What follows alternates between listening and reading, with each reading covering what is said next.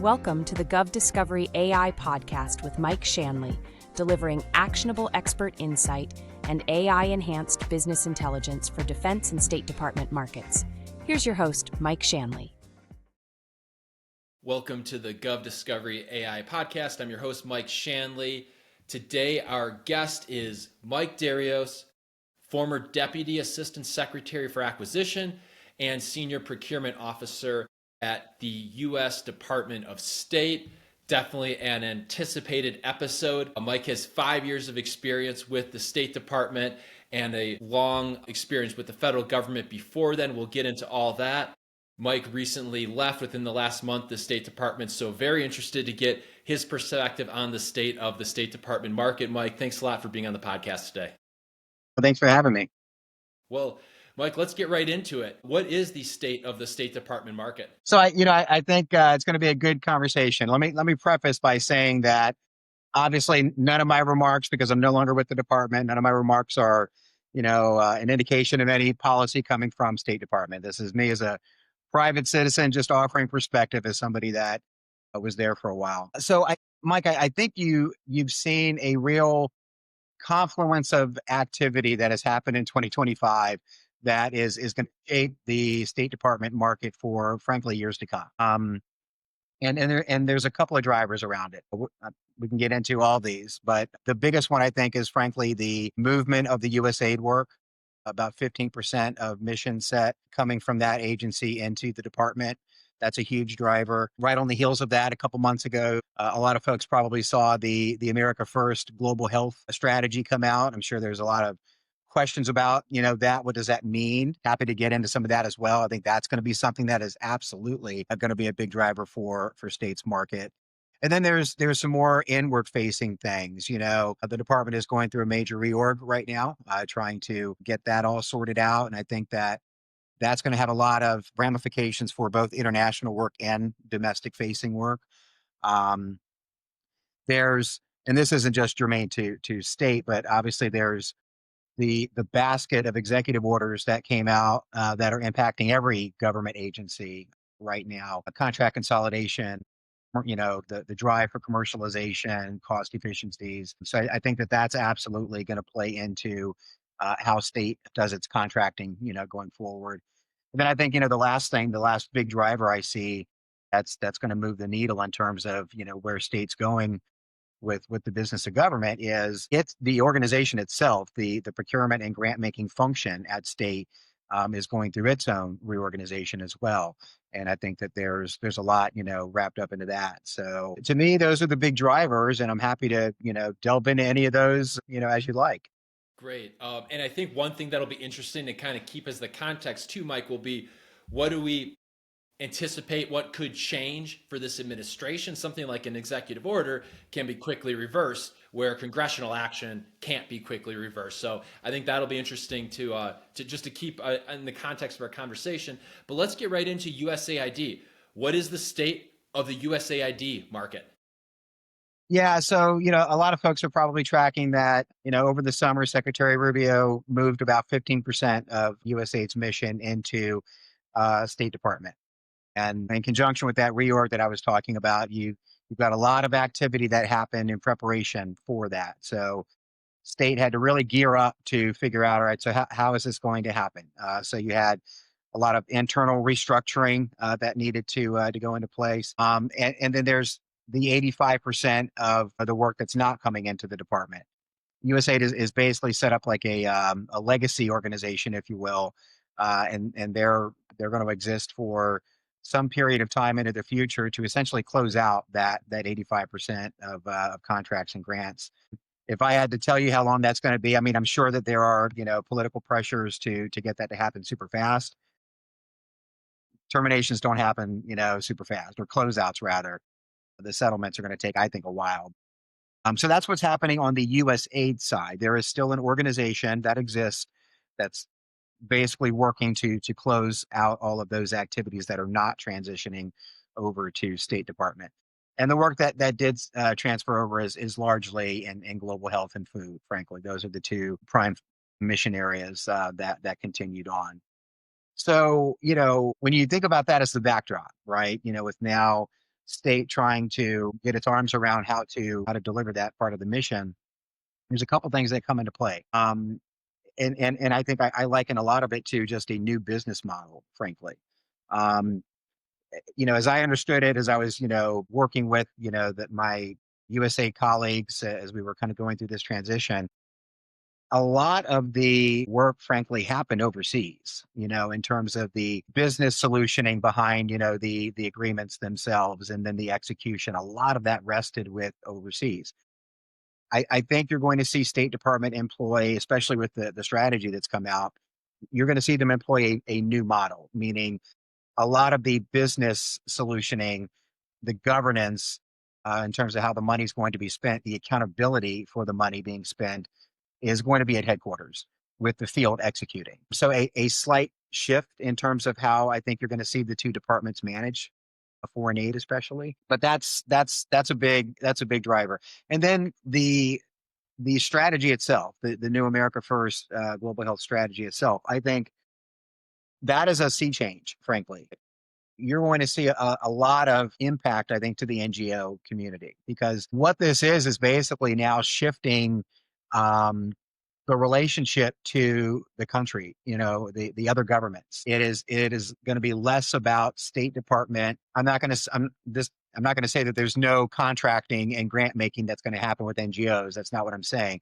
I do think you're going to see less of that because the bilateral agreements are now going to be basically setting up the relationship with the other government and making the other government much more accountable for self-reliance, I guess is the way to say it. And NGOs will be working with some of those governments, even in some cases more than they are with the State Department. So I think you're going to see a shift in relationships there. There's other things I could talk about too in terms of what I think is going to happen in terms of cost drivers. But Yeah, so a couple things on that. One is it sounds almost more like the Millennium Challenge Corporation, the MCC procurement model, where the partner government, the host country government, is much more involved in the procurement, if not leading the procurement process. So interesting to get your take on that. Is that going to be more like the MCC model? How would state and MCC work together? The other thought, Mike, is that we're tracking closely U.S. Department of Defense, Department of War, Central Commands work, especially for humanitarian assistance. And they've set up this humanitarian assistance hub for Gaza, shared some open source intel from them on the organizations they've already identified that are participating in at least the planning, or I don't know if it's an industry day type of event. Would you anticipate or see any signals that the military will start playing a larger role in some of these humanitarian assistant ones? So two very, I guess, different questions there. MCC model, is that what we're talking about? And then does the role of the U.S. Department of Defense, Department of War change now? yeah, I think it's probably my perspective. It's probably easier to say that I think we are talking about an MCC like model.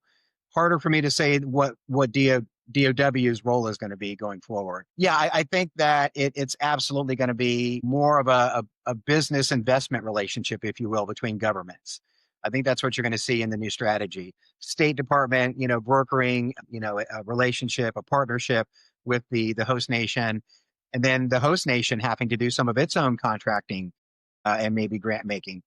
You may see some American NGOs seeing competition with NGOs that are cropping up in some of the countries, right?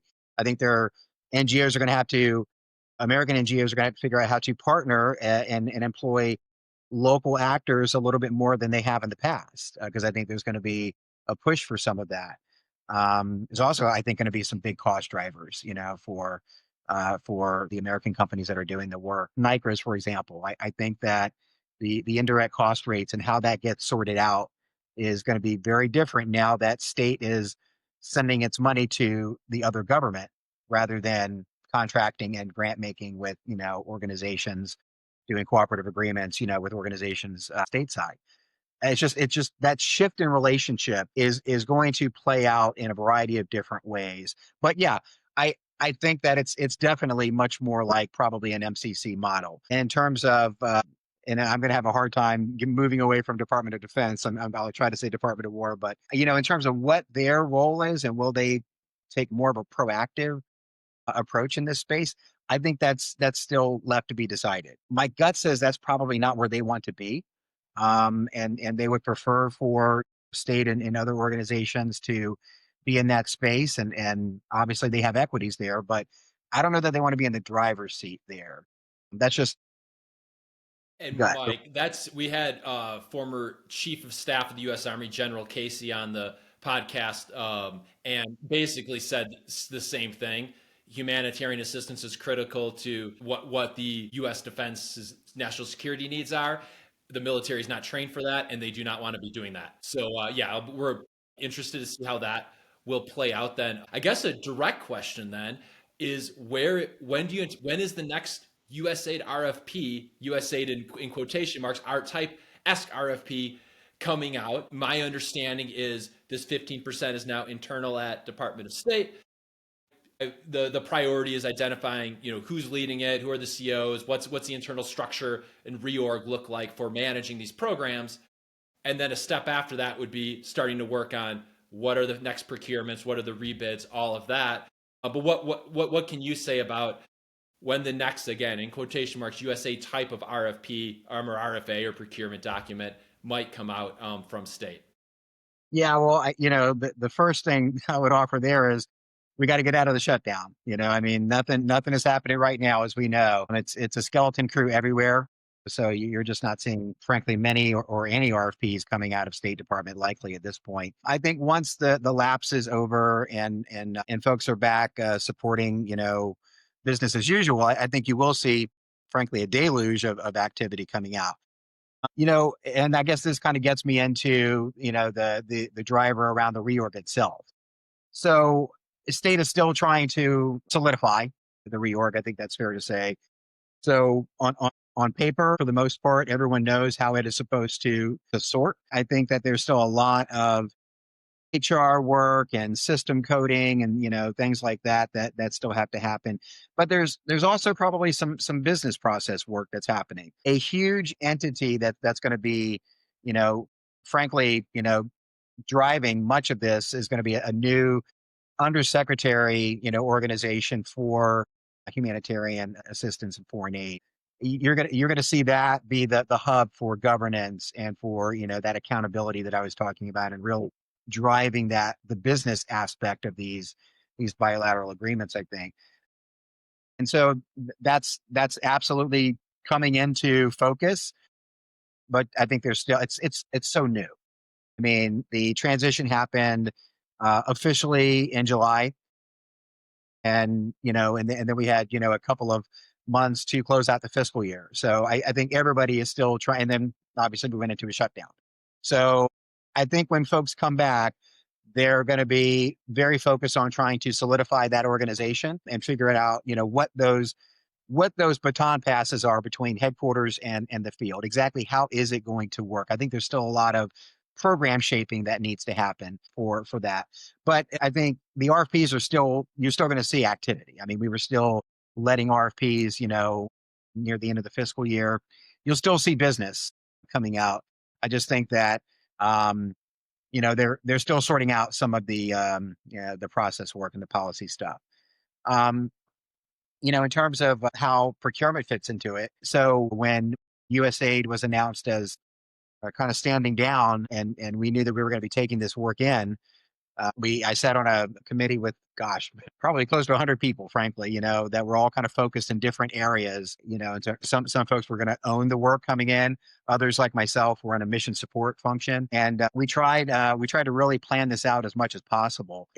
I mean, we had a very short deadline to do it on, but I think folks, really did some yeoman's work and put a lot of good, infrastructure in place to make the transition happen. But again, it's still so very new. On my side, I was able to get 40 folks from USAID. They're on a 2-year, appointment back at State Department. And so they did get extra capacity to support the influx of mission. So I think that was a great thing. And frankly, getting the folks from USAID that understood the work and have been doing it for years, I think that was, a good advantage for state.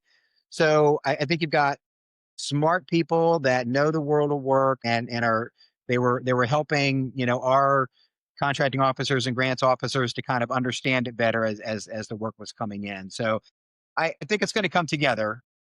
It's been less than 6 months. Is there a role for industry? So let's talk to the businesses, the NGOs that supported USAID, support State Department's work. Is there a role for them to provide input at this point and or support now? Or is state right now internally sorting out the strategy and reorg, and that time for industry input might be a little bit down the road?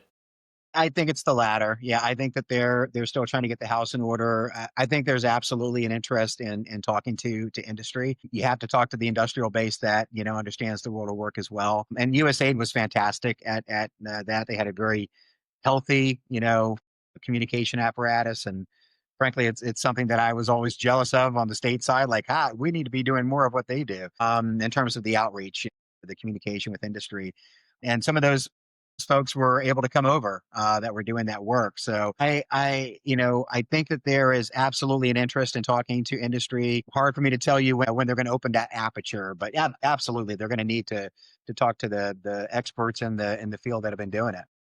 And under Trump 1, the first term, they launched the new USA launched the new partnerships initiative, which actually was supported by Rubio, who at the time was a senator. So it'd be interesting to see how that plays. But that was definitely a push to expand the industrial base, expand the partner base, and bring more efficiency there. On the okay, so then given that, as partners monitor the market, engage with it, look to support the priorities, maybe going into next year. You mentioned food security. You mentioned the global health strategy, the America First Global Health Strategy. Also, the Bureau has humanitarian aid, humanitarian assistance in the title. Any other indications on what other priorities will it be fairly focused on that? Other things USAID's done in the past that actually comes to mind for me is trade and investment, economic development. I was managed way back when a trade and investment program in Azerbaijan, where Azerbaijan's government actually contributed funding to it. Now, the procurement was run by USG, by USAID, but the host country government gave money to it. Yeah, any indications on other technical sectors or priorities that might be Yeah, I'm not gonna say that there aren't focus areas there. I mean, the ones that were front and center for me, just because there was so much activity in them, was food and health, the vaccines and all that work. I'm certain that some of those other areas are going to be things that are looked at. I can't tell you how much of a focus. I really do think it's food and health. It's food and health, really. Yeah, and it's going to be. I can't stress enough how I think the new model is going to be something that everyone is going to have to get their arms around. Industry, how state interacts with the host nations is going to be just very different going forward. But yeah, I wouldn't be surprised if there are other focus areas. And so procurement mechanism, GSA schedules, GSA obviously has been a priority. Any indication on the types of procurement mechanisms? Everything is a free open RFP or RFA, or everything under an IDIQ, or let's move to GSA. What have you seen, or what can you share about the direction of actually the vehicles that might be used, or even OTAs? Yeah. So yeah, a couple thoughts there, and I'll talk a little bit about the international stuff and the USA mission, but then I'll kind of I think bring it back to in general, just the way that things are shaping up in terms of doing business with the government. So I think that you are going to see the department be a little more judicious in terms of the type of vehicle that they use.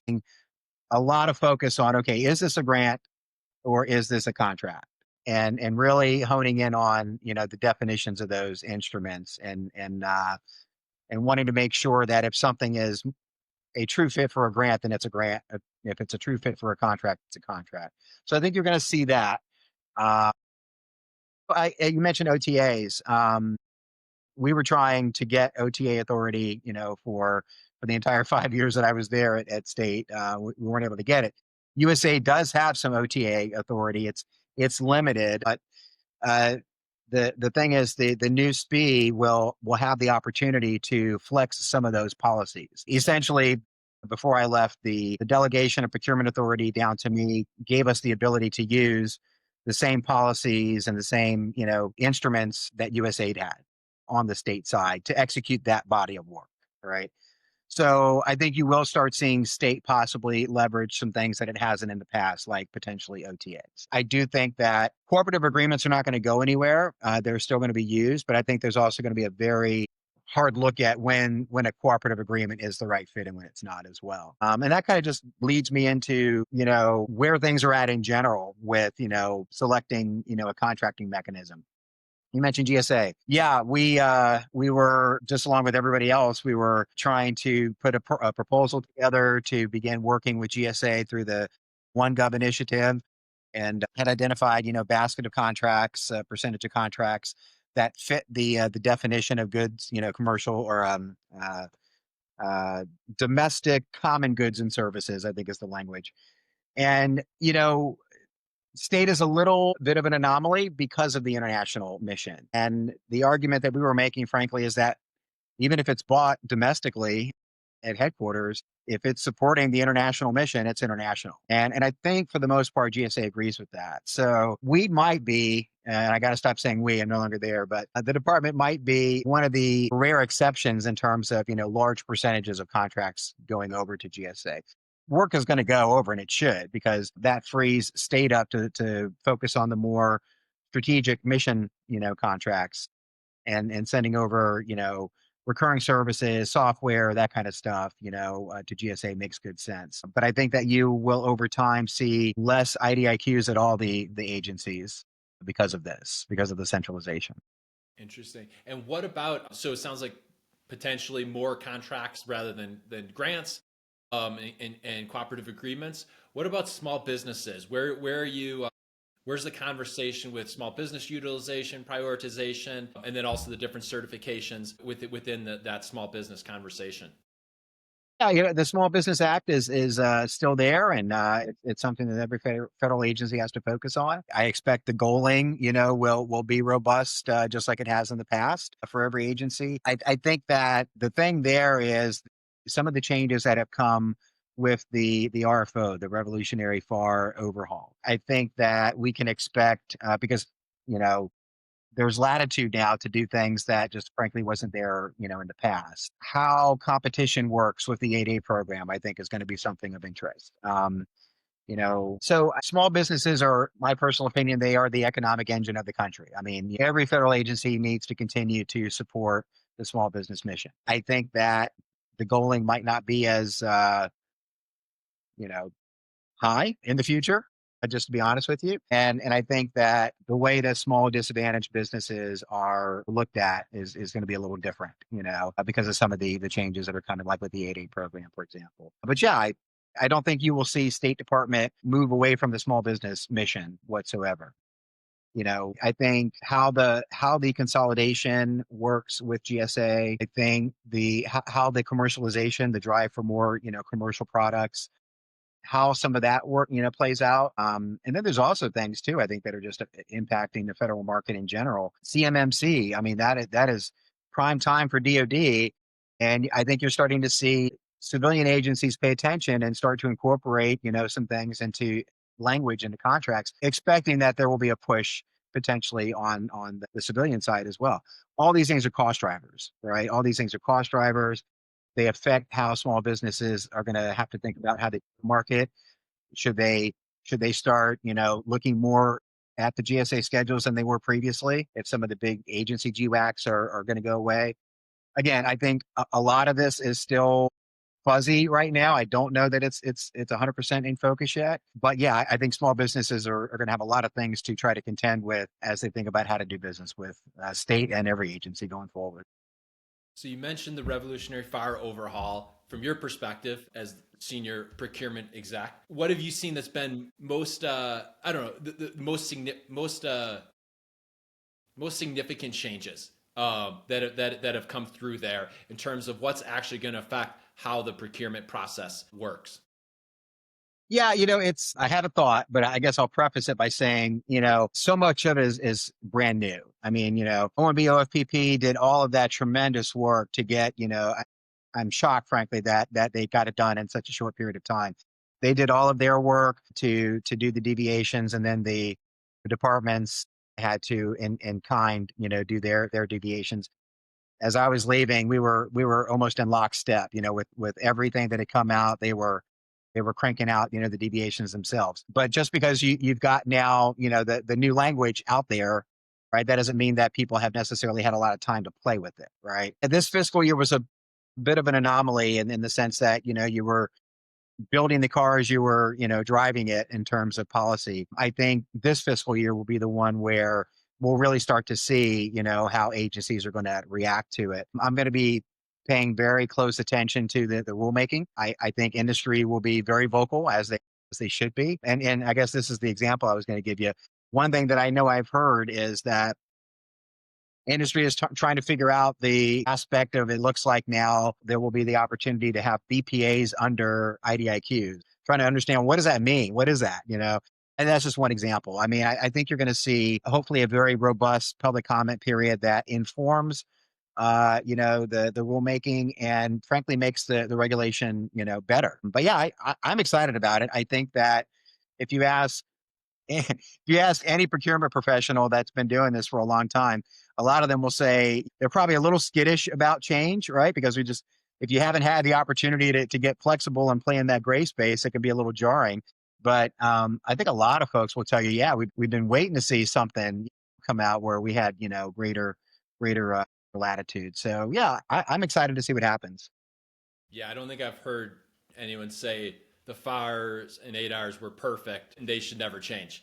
Mhm. So yeah, I'm also tracking that closely. How this, what real change comes out of this? Obviously, USAID, State Department, a lot of international activities, primarily what we're talking about. Let's get into the new regional bureaus, what we know about those. But I wanted to start first with geographic focus. It does seem like there has been a shift to focusing on the Western Hemisphere, Latin America, and the Caribbean. What have you seen in terms of, we talked about the technical areas, now where? What is that geographic focus going to, I think you nailed it from a policy perspective. That's what I'm seeing as well in terms of where the focuses are. Um, it's interesting. So another driver, I think, for how states market is going to shape up is the fact that global acquisition is now global acquisition. So what I mean by that is, about a year and a half ago, I changed the name of the organization from Office of the Procurement Executive, which was, basically made it seem like it was about me. I was like, well, that's no good. The real value proposition in this service, this mission support service, is that it services a global mission set. So we kind of rebranded, around this moniker of global acquisitions. And then this year it became a bureau. And so why that matters is, for a long time, frankly, acquisition was kind of buried in the organization. And it's such a critical mission support function that it needed to kind of be at the table. Your procurement function, and when I say procurement, I am also talking about the grant making function as well, because it's all, kind of together. You got a lot of data that function, can offer in terms of enterprise thinking, right? So getting it aligned with your CFO, your CIO, and others, that are at that table, I think is going to be important going forward. Um, but getting to your point about the regionalization and how I see that playing out in terms of service delivery, I think so. GA is what we called it for short. I think GA is now going to have to live up to that new brand identity, right? So you've got two communities in State Department, and you can now firmly say that this is the case also, and maybe even amplified because of the USAID work that's come in, right? Because that work is, my math is, don't quote me on the math, but you're going to see an uptick somewhere, I think, of 3 to 4 billion, maybe higher, in terms of annual spend, just because of the USAID work. State in the last 5 years has been somewhere on average around, uh, somewhere in the neighborhood of 10.5 billion. Some years it's been higher, as high as 12 billion. One year when I was there, I, I this year it was a little bit closer to just 10. It was like nine and some change. But I think with the USAID work, you're going to see an uptick in terms of annual spend.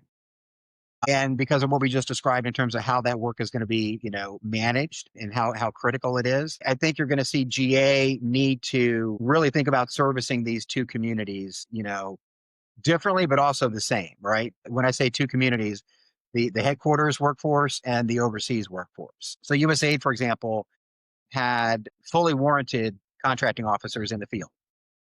The contracting officers on the state side are GSOs that have limited warrants, 250K or whatever the new threshold will be. So that's a different scenario, right? And how the procurement, is done is also very, very different. How it's planned for, overseas versus domestic.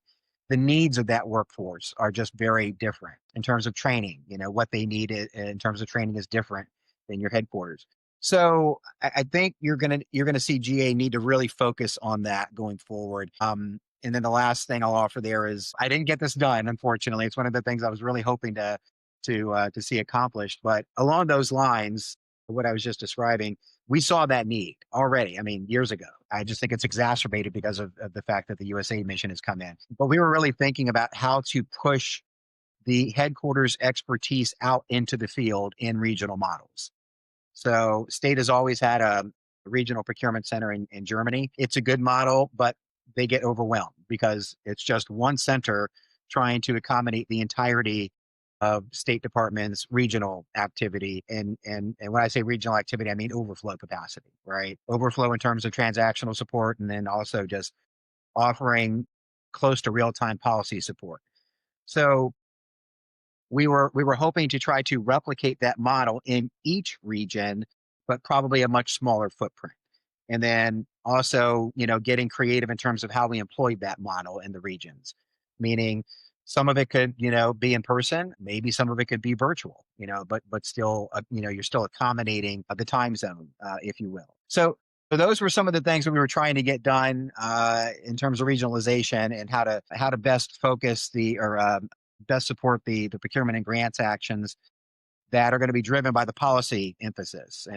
Again, I'm not going to speak to that. Those are things that I wasn't affiliated with in terms of determining where state was going to be putting more of his emphasis. I do think you nailed it in terms of the countries or the regions that you mentioned. But, uh, you know, I'm hoping that GA will be able to continue some of that work to think about how to support the regions better because I think they're going to need it. I think so Frankfurt, you mentioned the Germany regional mission, RDMA, the Bangkok, Southeast Asia regional mission. There are some models out there. I'm interested in your take on, say, RDMA that a lot of people are familiar with. How might it be similar to that? And then procurement decision making, the awards, the reviews, the tech committees. Is it clear yet? Is that going to be done in DC in the regional bureaus staff there, and or will it be the tech committee sitting in Bangkok, in Frankfurt, making the award decisions? Yeah. So yeah, in terms of just, coming back to like the programs themselves and less about the procurement side of it, I do think you're going to see when I was talking earlier about the business shaping, that's kind of what I mean. I think you're going to see the tech panels being done out of headquarters and, possibly the COs coming out of headquarters as well. They may go in a different direction. They may want to warrant people, and put them at higher levels and put them out there overseas. I didn't see that shaping up on my way out. It's not to say that that's not something that's on the table, though. But in terms of the decision making about who's getting the contracts and the grants and how that whole and the structure of those, I do think that headquarters is going to be driving. One thing that was an issue with USAID was just the limited amount of COs relative to the dollar amount of awards. You're talking about state potentially 30, 50%, very rough back of the envelope, but a significant increase to the dollar amount. Understanding would be there's less COs even than there were 12 months ago. And then this increased demand. No rocket science in identifying that there could be a potential issue there, but have you seen, I don't know, potential solutioning there? I mean, one solution now is just less bigger contracts, and then have the primes, manage the grant under contract or whatever. But have you seen any signals, any indication in terms of, what the results of that situation? Yeah, again, I don't want to speak for where the new leadership may take it and what's being thought about. So all I can tell you is kind of where I left it. And when the big reorg for State Department was announced, earlier this year, and obviously we knew that there were going to be RIFs. There was a focus on trying to reduce workforce size. We were not spared in that. So I would say though it was how we were asked to accommodate it, I think, was probably the best way that we could have done it. Right. What I mean by that is we have vacancies on the books. Every contracting shop does, because no contracting shop is flush with people. There just are not enough 1102s. Have not been enough 1102s for decades, frankly, to accommodate the spin. But we had some significant vacancies, and those were frozen. So we were told we wouldn't be able to backfill those. That stung. It did sting, not to be able to backfill, because I mean, in some cases, those were managerial positions that really. I'm hoping that maybe that part will change, and that there will be some opportunity to backfill for managers. But yeah, they lost double digits in terms of how many folks they couldn't continue to fill. Now, juxtapose that though with the fact that we were given the opportunity to bring in 40 folks from USAID. I would say a bit of a wash.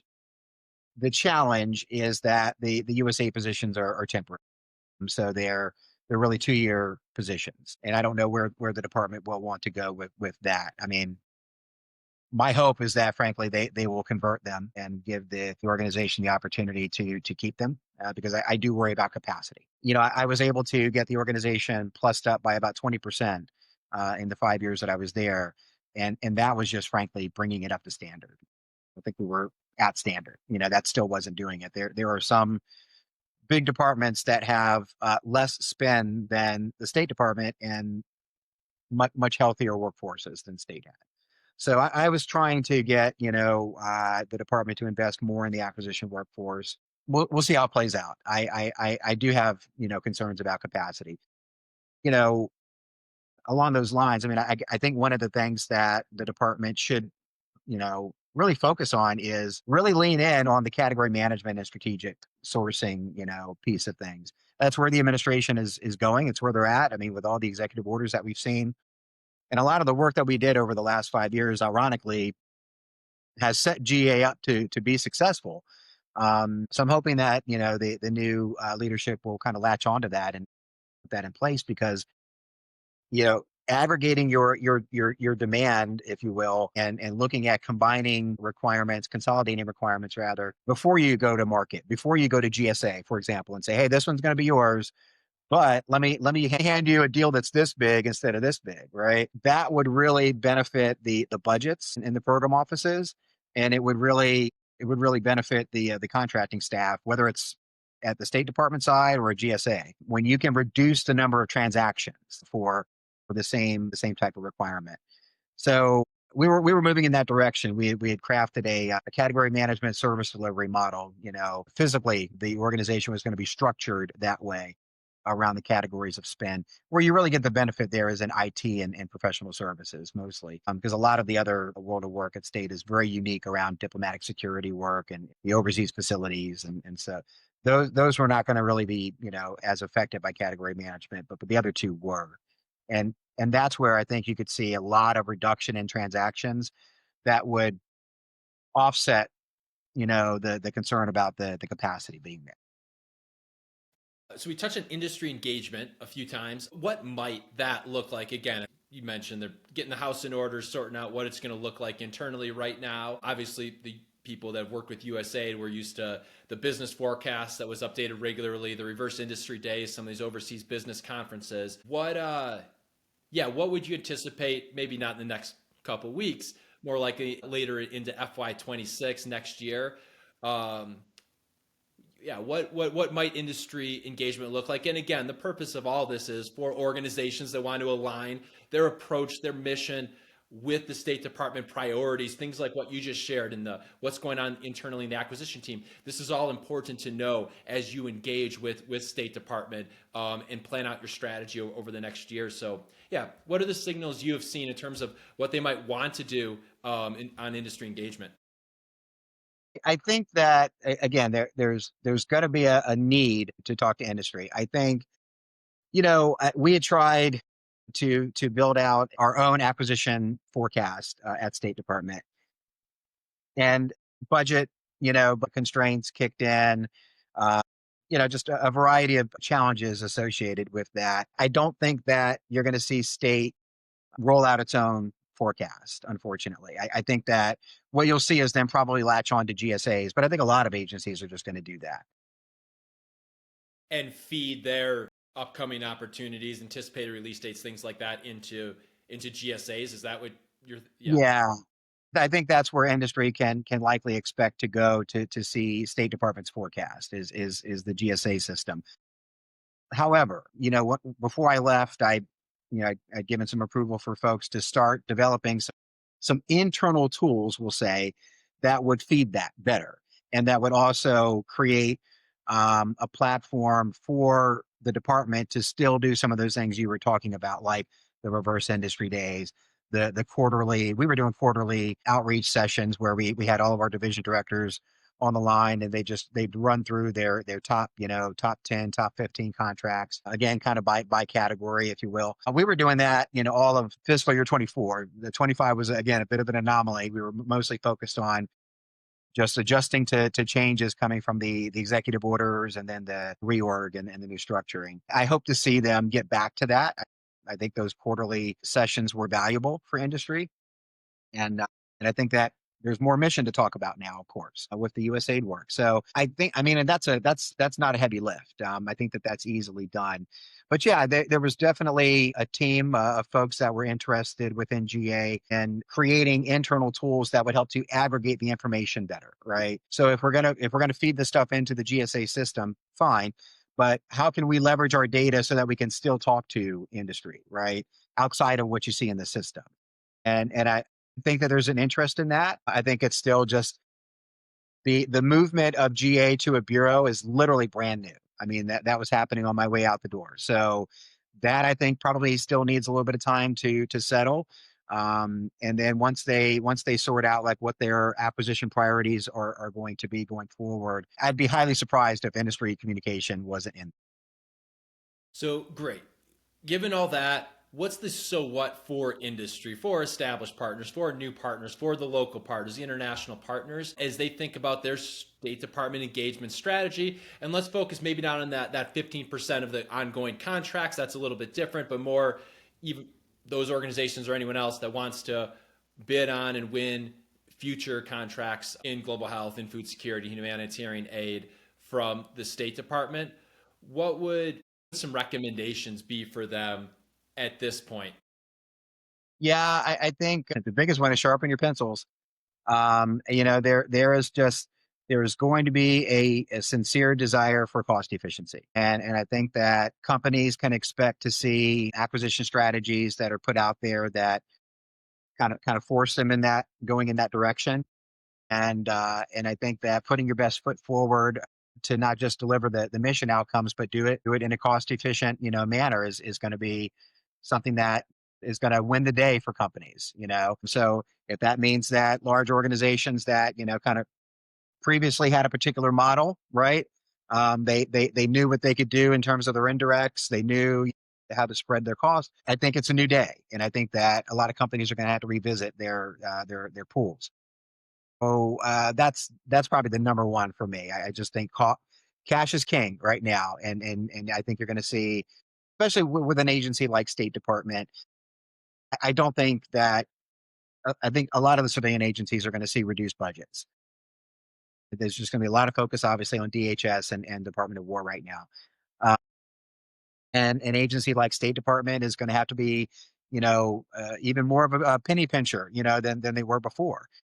And I think that's going to translate out into how they go about doing the contracts.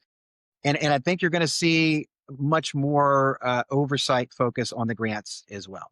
I can't overstate that enough. I think a lot of people have perceptions that grants are just kind of open-ended vehicles. I'll tell you that the grants officers on the state side were, I mean, fiscal hawks, just like the contracting officers were. They were pretty good on the oversight, and I think that's going to be something that's going to play into the grant making as well. Question on the cost efficiency. Have you seen any signals or indication on the how? Is it just bottom line number? We don't care if your CEO makes X and you get this, whatever the total amount is, or are there any specific line items that are best to look at to make sure they're not too high? Or is it, like you said, making sure it's all local staff, local partners. Yeah, have you seen any indications on or have recommendations on the how to keep those costs efficient? I think the indirect rates are going to be one of the biggest things that the companies are going to have to focus on. Those NICRAs, I think, especially with the way I think the way the bilateral agreements are going to play out and the money now going to the government. So I think that is going to create an environment where how companies were managing the indirects is going to be very different. And I don't know that NICRA buffer, if you will be there to the extent that it was previously. But I think you're also going to see the department focus on, rates, like no kidding. So can these rates come down? And I think there's going to be a focus on escalation. How much escalation do we realistically expect to see? You know, now the challenge is it's probably a little easier to predict some of that domestically, a lot harder to predict overseas because you've got a lot of environmental factors that play into things that are not as predictable in terms of how local labor law works overseas. And just how much you can forecast out, what you're able to do on escalation and so forth. So, but I think there's going to be an interest in seeing companies get smart in those areas and put forward some innovative solutions. Well, yeah, going back a bit to what you're talking about with the forecasts and tools, that's definitely something we've seen. So the main new product we've done is our Aid Connect platform. We've updated it so it's focused on State Department as MCC, DFC, and Department of War on there. But the main thing is identifying opportunities earlier on in the pipeline based on these demand signals we're seeing from state, which can be more limited in some areas, to help the clients align their solutioning with what we anticipate the needs being in parallel with that, building the relationships. But Mike, you now have your own consultancy. Could you talk a little bit about what you're doing, the services you're offering? And what I'm very interested in is, it's only been a few weeks, so I imagine you just have ongoing client sales conversations, maybe haven't closed a ton of deals quite yet. That'd be shocking if you have in a couple weeks, and I'd say congratulations. But I'm curious, what are the types of activities people are saying they want your support with? Yeah, so it's a strategic advisory consultancy. So I focused on helping government contractors in a variety of capacities. Yeah, a lot of small businesses are interested in talking about how to bolster their capture support, getting BD advice on the things that I'm able to talk about. A lot of folks are approaching me about, Department of Homeland Security because I was there for 18 years. So a lot of companies interested in understanding my perspective about that market. But yeah, it's coaching, it's advisory support, it's if there's an opportunity to help with proposal development, it's those types of services.